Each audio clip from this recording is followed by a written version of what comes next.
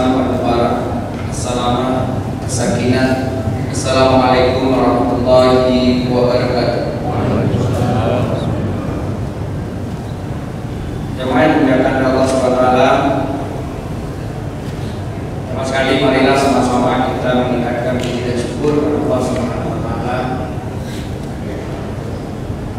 atas limpahan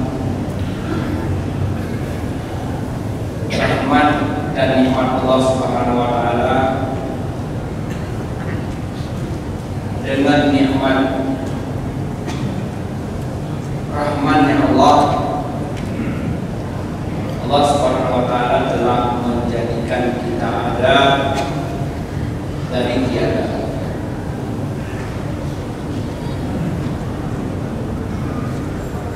Dan dengan nikmat Allah Subhanahu wa taala, dengan rahimnya Allah Subhanahu wa taala, Allah telah memilih kita menjadi orang yang itu mendapatkan hidayah. Banyak orang yang diberikan kehidupan oleh Allah karena rahman-Nya, tetapi Allah tidak memberikan rahmat-Nya. Dari 7,8 miliar kira-kira manusia pada hari ini, yang mendapatkan rahimnya Allah hanya 1,6 miliar.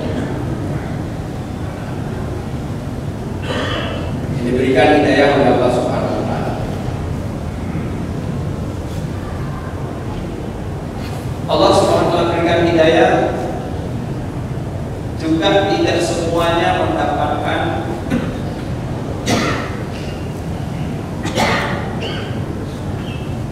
kekuatan, iradah, kemauan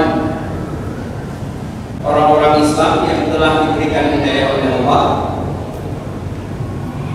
tapi tidak memelihara hidayahnya, tidak menjaga hidayahnya, bahkan tidak mendapatkan tambahan hidayah. Karena itu kita bersyukur pada Allah Subhanahu wa taala, dari golongan besar Allah pilih kita golongan kecil 1,6 miliar. Dari golongan kecil Allah pilih lagi inti golongan tersebut, bahwa Allah berikan kepada kita kemauan, kesempatan,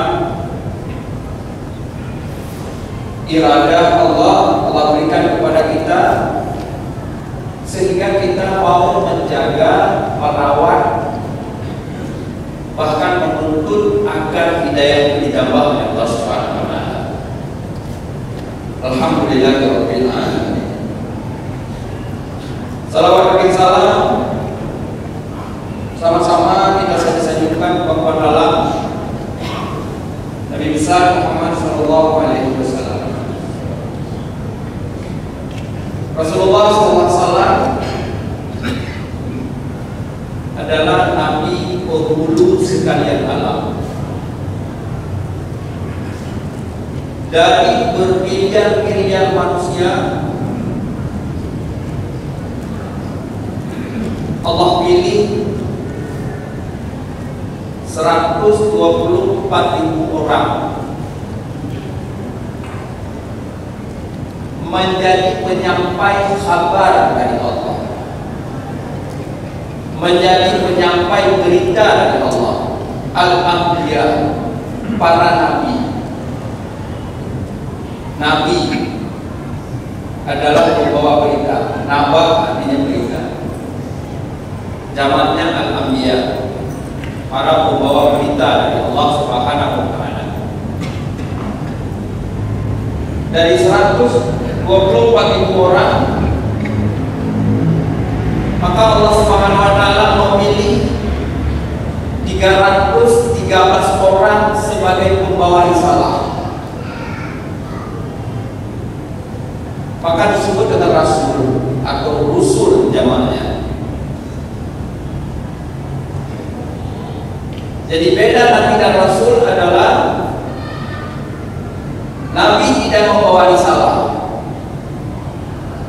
sedangkan Rasul adalah membawa risalah. Para nabi adalah menyampaikan risalah para Rasul.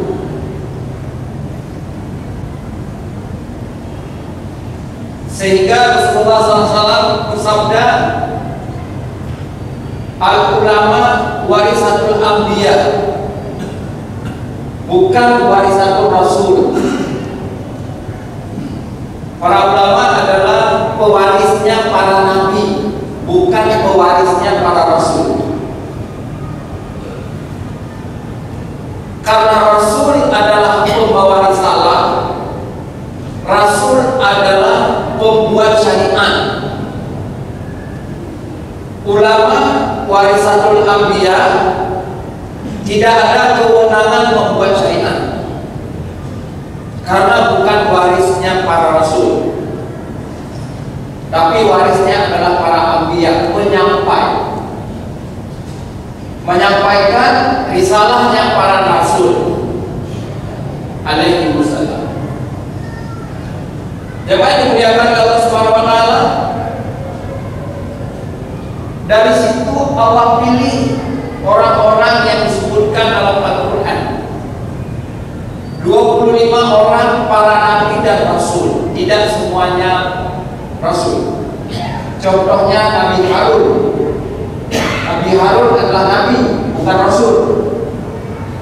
Nabi Harun tidak bawa risalah, tidak bawa kitab. Nabi Harun adalah menyampaikan kitabnya Nabi Musa alaihissalam. Jadi kita update bahwa pengertian nabi itu menerima wahyu dari Allah untuk dirinya, dan Rasul menerima wahyu dari Allah untuk dirinya dan disampaikan kepada orang lain. Saya pikir ini definisi yang perlu kita renungkan kembali.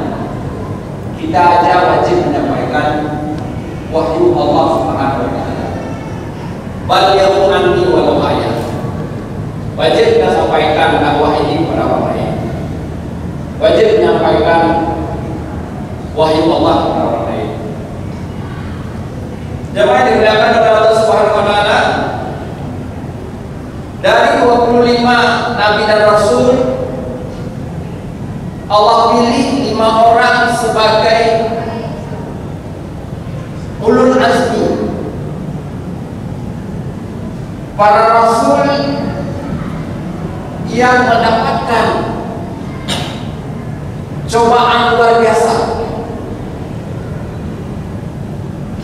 dari berbagai macam mihnah, berbagai macam fitnah, berbagai macam cobaan yang berat dalam menyampaikan risalah. Karena itu salah satu hikmah mempelajari risalah para nabi dan rasul atau sirah para nabi dan rasul adalah untuk mendapatkan ketahanan para penyampai dakwah, para penerus Islam, para penerus syariat, untuk mendapatkan antibodi. Ketahanannya ada pada mengkaji, mempelajari, mengambil ibrah dari sejarahnya para nabi dan rasul, terutama yang ulul azmi. Nabi Nuh, Nabi Ibrahim, Nabi Musa, Nabi Isa, Rasulullah Sallallahu Alaihi Wasallam. Dari 5 orang yang ulul azmi, Allah pilih 1 orang yang menjadi penghulu dari seluruh nabi dan rasul, yang menjadi pemimpin dari seluruh nabi dan rasul. Karena itu yang dipilih oleh Allah Subhanahu wa taala memiliki kelebihan dari semua sisi dari seluruh nabi dan rasul. Sehingga ada ulama yang menafsirkan ayat la nufarriqu bainal amana rasul bima unzila ilaihi min rabbih wal mu'minun kullun amana billahi wa malaikatihi wa kutubihi wa rusulihi la nufarriqu baina ahadin min rusuli. Tidak membeda-bedakan antara para nabi dan rasul, itu maksudnya adalah menyampaikan sesuai dengan selayaknya penyampaian. Artinya kalau nabi itu lebih lalu tidak disampaikan lebih, itu tidak layak penyampaiannya. Kalau nabi itu hebat dengan nabi yang lain tidak disampaikan hebat, maka itu tidak layak penyampaiannya. Jamaah yang dimuliakan oleh Allah Subhanahu wa taala. Jadi Rasulullah SAW sebagai penutup para nabi dan rasul, Rasulullah SAW sebagai pemimpin para nabi dan rasul. Karenanya dari sisi fisik Rasulullah SAW memiliki kelebihan daripada para nabi dan rasul.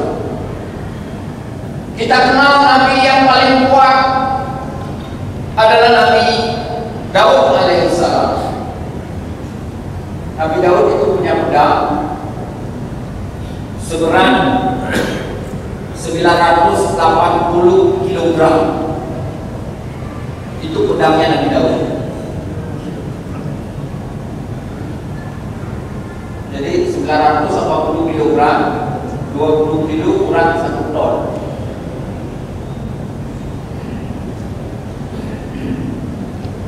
Dan Rasulullah SAW setelah melakukan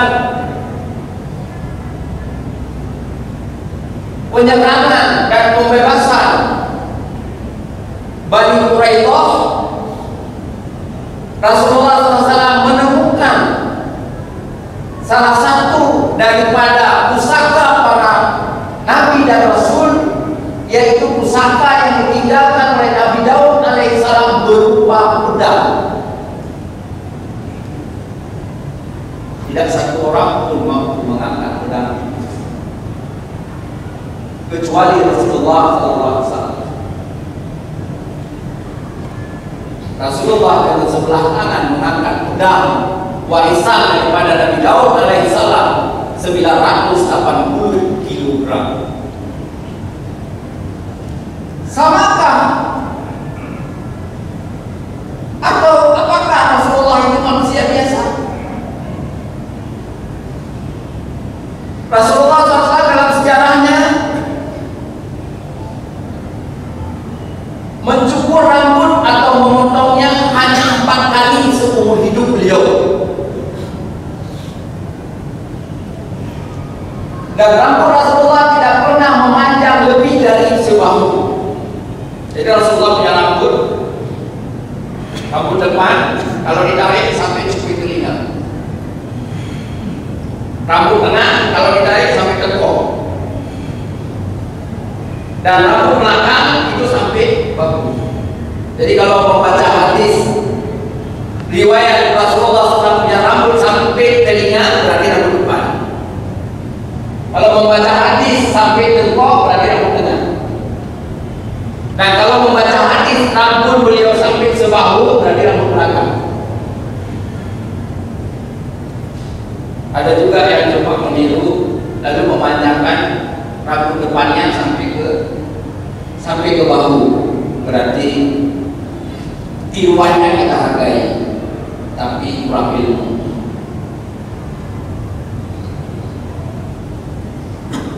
Jamaah yang dimuliakan oleh Allah Subhanahu wa taala, semua penelitian membuktikan bahwa Rasulullah SAW memiliki rambut. Baru-baru ini ada rombongan para habaib yang membawa keliling rambut Nabi. Itu artefak. Itu dibawa keliling rambut Nabi. Rambut itu rambut yang disimpan oleh para sahabat, oleh istri Rasulullah SAW, yang kemudian secara turun-temurun diwarisi. Sudah 1444 tahun yang lalu rambutnya masih utuh. Penelitian membuktikan bahwa rambut manusia biasa seperti kita itu setelah terpisah dari kepala atau terpisah dari badan hanya mampu bertahan 60 tahun. Jadi kalau sekarang kita potong rambut, kalau rambut kita tanam atau kita apa, kita buang, ya, kalau tidak terbakar maka rambut itu utuh selama 60 tahun. Dan setelah 60 tahun dia akan hancur. Rambut Rasulullah sudah 1400 tahun lebih masih utuh. Samakah rambut Nabi dengan rambut kita?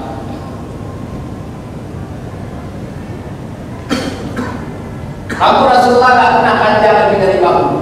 Padahal cuma 4 kali memotong dan mencukur rambut Nabi. Nabi memotong dan mencukur rambut hanya 4 kali seumur hidup. Rasulullah SAW sakit seumur hidup cuma 2 kali. Sakit terakhir, sakit beliau menuju wafatnya. Jemaah yang dimuliakan oleh Allah Subhanahu wa taala, cahaya wajah Nabi tidak mampu dipandang oleh orang dewasa. Sehingga kalau kita baca hadis-hadis, misalnya kita membaca kitab Syama'il Muhammadiyah yang dikarang oleh Imam At-Tirmizi, boleh At-Tirmizi, boleh At-Tirmizi, boleh At-Tirmizi, tiga boleh baca. Kalau kita baca hadis-hadis tentang fisik wajah Nabi, itu periwayatnya pasti sahabat kecil. Yang riwayat Ibnu Abbas yang hidup di zaman Nabi baru 8-9 tahun.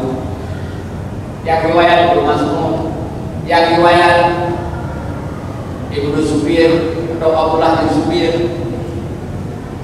Yang meriwayatkannya adalah sahabat-sahabat kecil. Kenapa sahabat besar tidak meriwayatkan tentang wajah Nabi? Karena tidak mampu memandang wajah Nabi. Pasti orang tertunduk berhadapan dengan Nabi langsung tertunduk, nggak mampu menatap wajah Nabi. Allah Subhanahu wa taala berikan kecantikan kepada Rasul kita. 50% kegantengan kecantikan seluruh manusia itu adalah milik Nabi.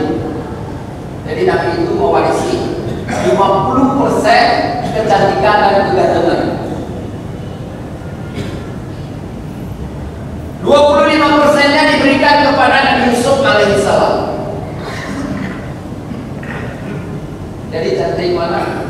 Rasulullah dan Nabi Yusuf jauh. Nabi Yusuf 25%, Rasulullah 50%. Cuman bedanya apa? Bedanya aura wajah Nabi Yusuf ditampakkan oleh Allah Subhanahu wa taala. Sehingga wanita-wanita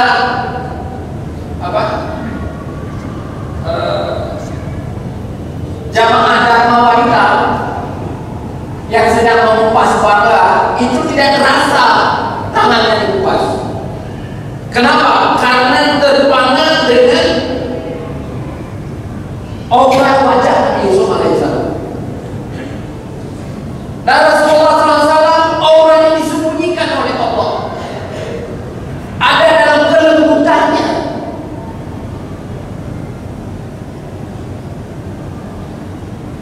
Jadi kalau kira-kira kalau kita akan dengan kali, enggak ya.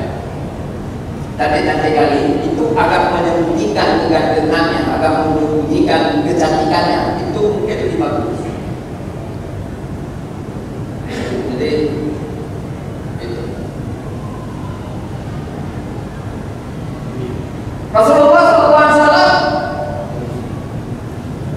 kita ini semua, sisanya, jadi sisa 25% kecantikan dan kegantengan itu diwarisi oleh manusia sejak dari Nabi Adam sampai manusia terakhir sebelum kiamat. Jadi kita berkongsi, berserikat pada 25%.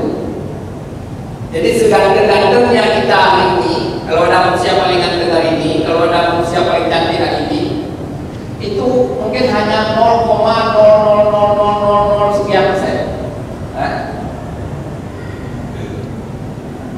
Dari manusia sejak Nabi Adam sampai dunia kiamat. Rasulullah SAW memiliki tubuh Nabi itu mampu menyesuaikan, beradaptasi dengan berbagai macam alam. Rasulullah SAW pernah pindah alam dari alam cahaya, alam fisik kasar, itu alam kita, kepada alam jin, alam halus selama 8 jam. Ketika beliau hilang di Masjid Nabawi, diundang oleh para pembesar jin untuk memberikan tausiah kepada jamaahnya, kepada jamaah jin.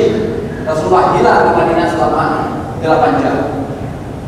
Rasulullah pindah dari dimensi cahaya ke dimensi alam yang halus.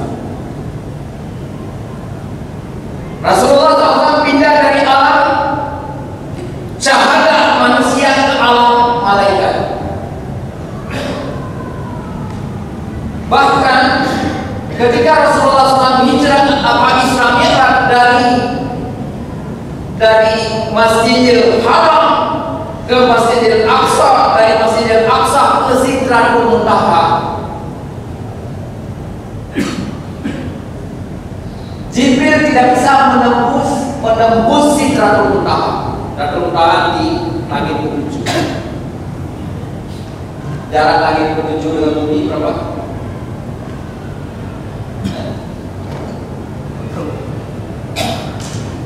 Jarak langit ke-7 dengan bumi, ta'rujul malaikatu war-ruhu fi yawmin kana miqdaruhu 50,000 sanah. Jadi Jibril itu menempuh perjalanan dari Sidratul dari langit ke-7 ke bumi, itu hitungan kita adalah 50.000 tahun.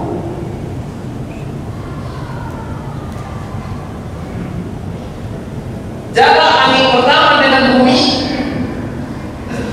yauman kana miqdaruhu, ukuran satu harinya Jibril menempuh perjalanan dari langit pertama ke bumi,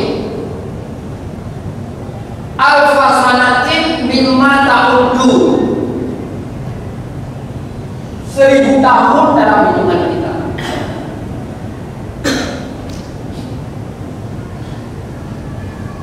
Jibril diciptakan dari cahaya. Kecepatan cahaya lebih kurang 300.000 km per detik.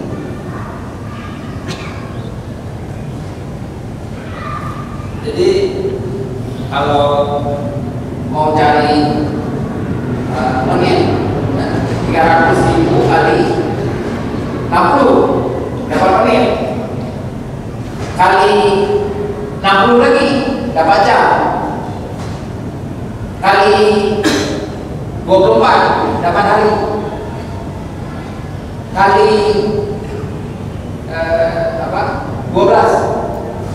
30 dapat bulan, kali 12 dapat tahun. Nah, kalau dengan langit pertama kali 1000. Kalau dengan langit ke-7, surga ada di langit ke-7. Kalau di langit ke-7 itu berarti kali 50.000. Tapi Jibril itu bisa 10 kali lipat lebih cepat dari cahaya. Karena cahaya adalah energi yang belum berubah. Jibril itu adalah kumpulan energi, jadi bisa lebih cepat daripada cahaya. Tapi Jibril alaihi salam tidak bisa tembus ke Sidratul Muntaha. Sampai Rasulullah SAW mengatakan kepada Jibril,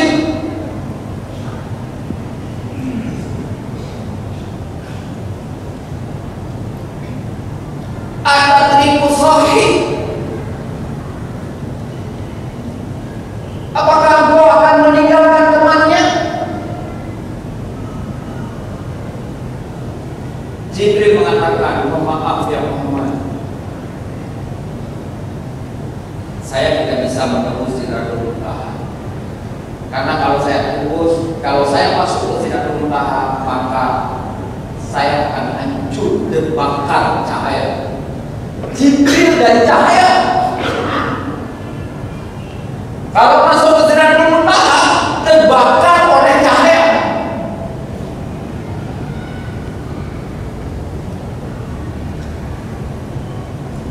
Allah Subhanahu wa ta'ala nur fauqa nur.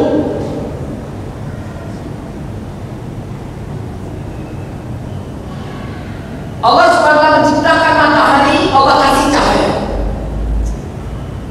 Allah ciptakan mata kita, Allah kasih cahaya. Mata kita punya cahaya, tapi kita tidak akan mampu menangkap cahaya matahari. Karena begitu lemahnya cahaya mata kita dibandingkan dengan cahaya matahari.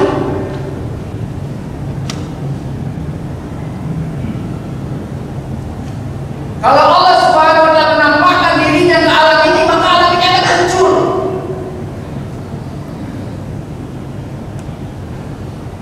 Apalagi mata kita. Jibril akan terbakar oleh cahaya, padahal beliau diciptakan dari cahaya.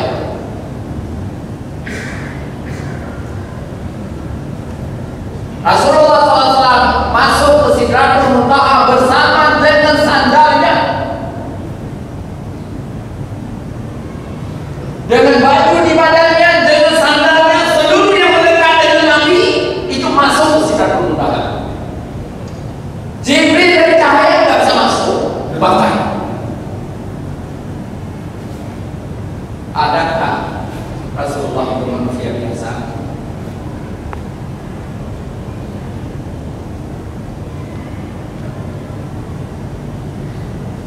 Coba yang dimuliakan oleh Allah Subhanahu wa ta'ala.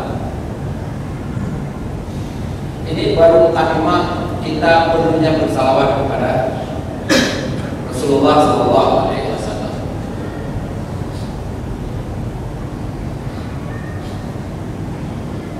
Tidak ada ibadah yang disebutkan oleh Allah Subhanahu wa ta'ala yang ibadah tersebut Allah pun melakukan itu.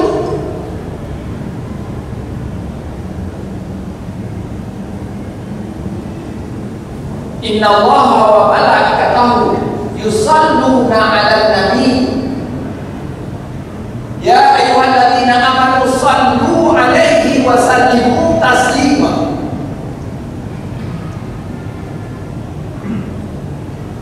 Sesungguhnya Allah dan para malaikat bersalawat kepada Rasulullah SAW.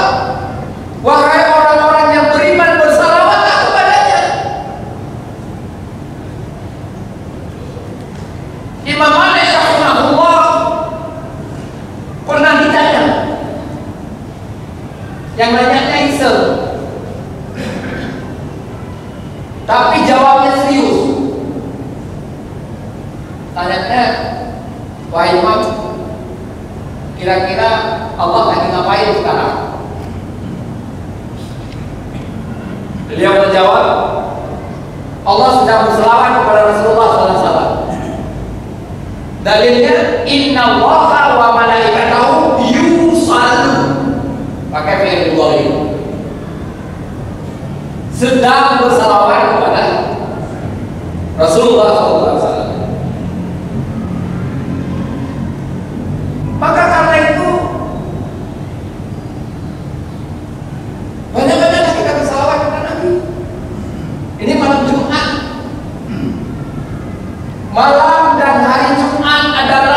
malam dan hari, sunnahnya bersalawat banyak-banyak kepada Rasulullah SAW.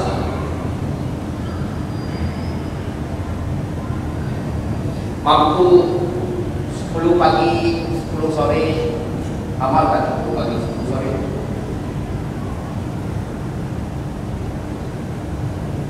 Mampu bersalawat 100 kali sehari, amalkan 100 kali. Mampu bersalawat 1000 kali sehari, bersalawatlah 1000 kali. Bahkan ada sahabat yang bertanya kepada Rasulullah SAW, ya Rasulullah, kalau sepertiga doaku bersalawat kepadamu bagaimana? Ya bagus. Kalau bisa kamu tambah. Kalau setengahnya bagus. Kalau bisa tambahin. Kalau 75% doa itu salawat pada Nabi, bagus. Kalau bisa tambahkan. Kalau begitu seluruh doaku bersalawat kepadamu ya Rasulullah SAW, semoga Allah memberkahi.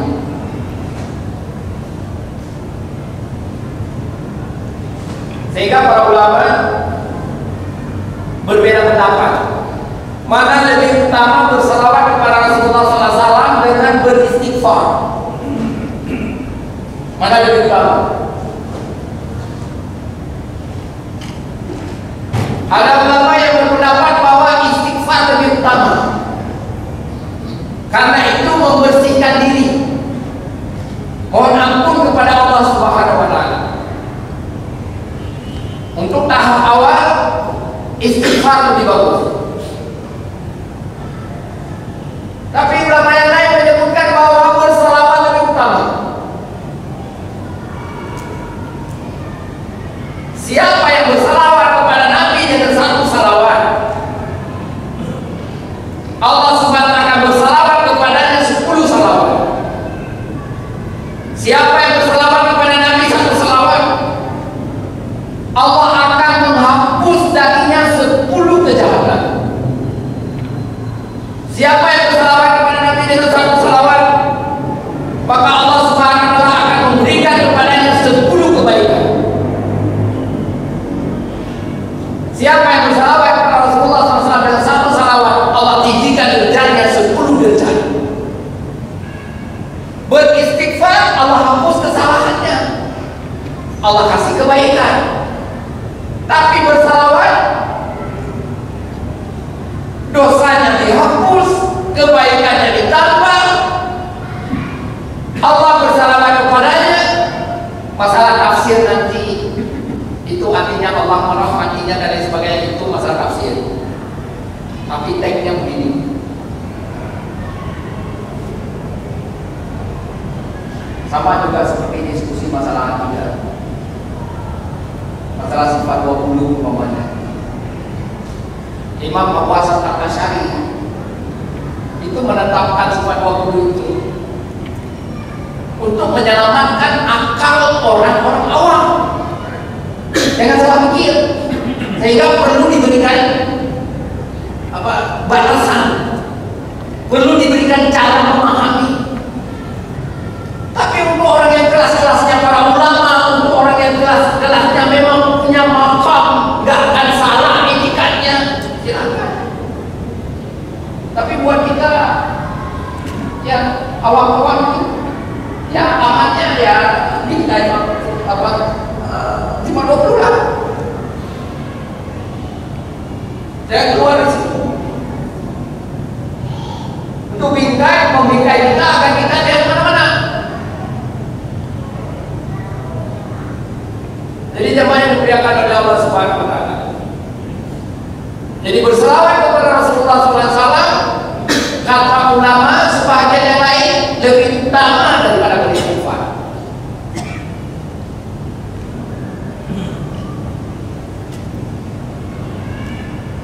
Dalam yang lebih umum, mana lebih utama berdoa dengan berzikir? Mana lebih utama berdoa dan berzikir?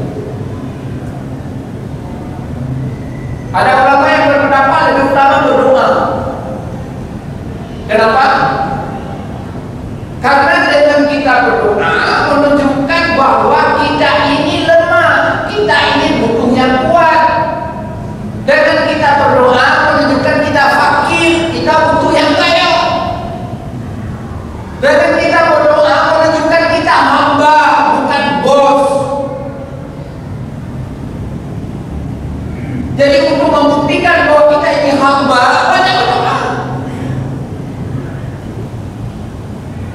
Janganlah pernah berdoa. Tapi ulama yang lain berpendapat zikir lebih utama dari berdoa. Kenapa? Karena berdoa kan untuk keperluanmu, sedangkan berzikir mengagungkan Allah, sedangkan berzikir menyebut nama Allah, sedangkan berzikir menyebut kalimat-kalimat Allah. Mana lebih penting untuk diri kita atau kita membesarkan Allah Subhanahu wa taala?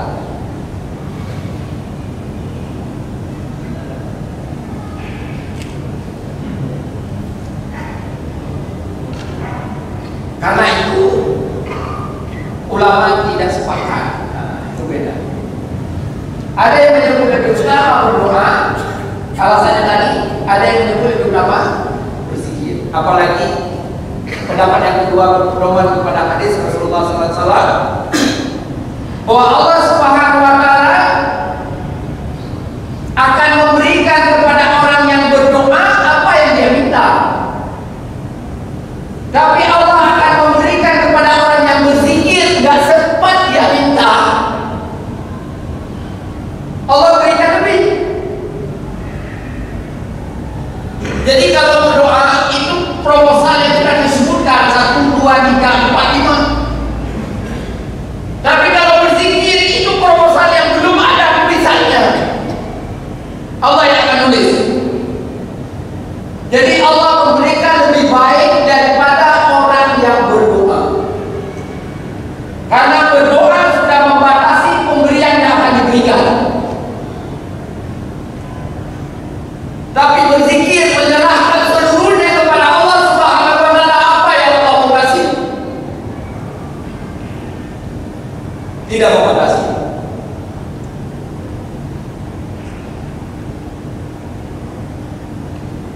Jamaah yang dimuliakan oleh Allah Subhanahu wa taala. Karena itu tidak mungkin kita bisa memahami gambaran Islam secara utuh, garis-garis besar Islam, kalau kita tidak menguasai sirah nabawiyah.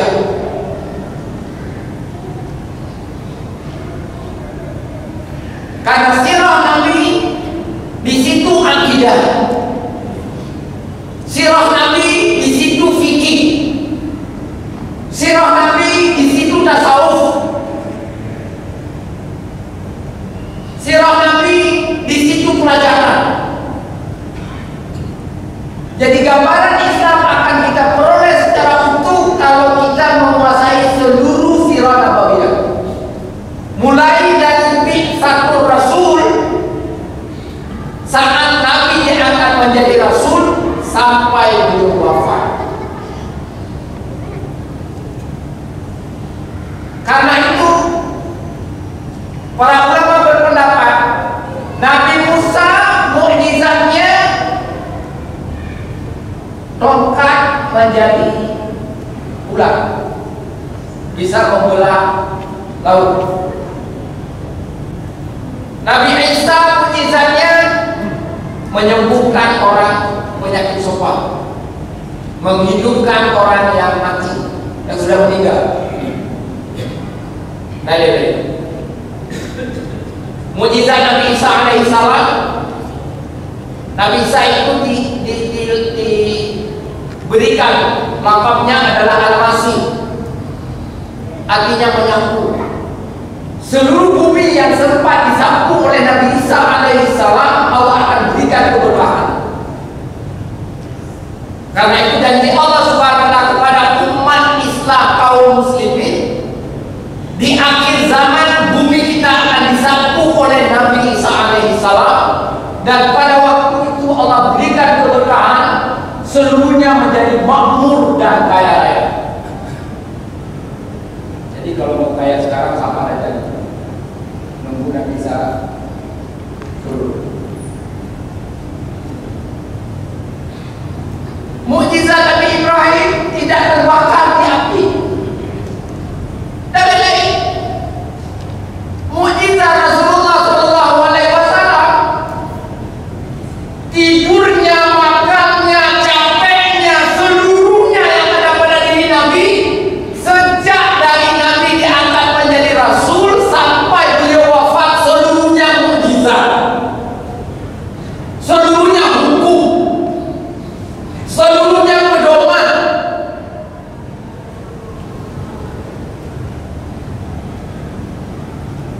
Makanya Aisyah mengatakan dengan kalimat pendek.